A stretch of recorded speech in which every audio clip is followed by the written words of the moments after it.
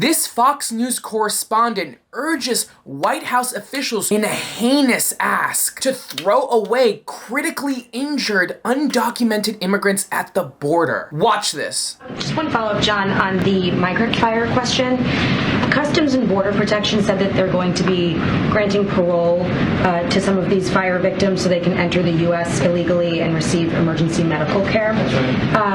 But since the Mexican president said that this fire did start as part of a protest when the migrants heard that they were going to be deported, is allowing them into the U.S. now on an expedited basis, does that at all risk incentivizing more of this kind of bad behavior? This is about trying to take care of some folks that badly burned and really hurt, and we know we can help them. That's what this is about, Jackie. This was a clip taken from a recent Q&A hosted by the White House regarding a tragic fire that occurred near the border that hurt multiple people, including undocumented immigrants who were attempting to seek passage into the United States. This noble passage to the land of opportunity was unfortunately interrupted by a tragic fire, in which many of the victims were shuttled to a nearby hospital within the border of the United States, the only nearby hospital equipped to tend to their most critical needs. And although the prerogative of the first responders and eyewitnesses at the event was to save the lives of those affected by such an unfortunate event, that was not the case for this Fox News correspondent, who worried that this might encourage others to do the same in an attempt to gain entrance into the country. Yes, you heard that right. She's worried that people are going to set themselves on fire. And these unhinged arguments are clear examples of the length that Fox News will go to dehumanize these individuals. Victimized human beings for the sake of some arbitrary notion of nationalism or American sovereignty. But that is the thing about Republicans. They spare no chance to practice the utmost cruelty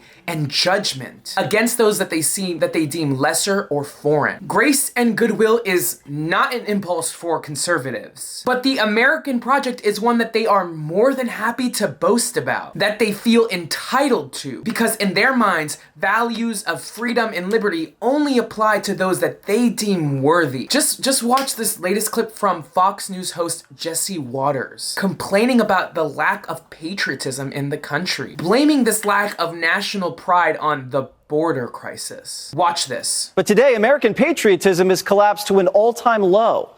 A new poll shows the percentage of Americans who value patriotism is down to only 38%. We have inflation. We have a border that's wide open. We pay more for gasoline and energy. We've got a world moving with war happening. We've got now China moving into the Middle East, bringing Saudi Arabia and Iran together. That used to be the leadership of America. I don't think Republicans should go after one another. We need to bring this nation back. What an odd argument.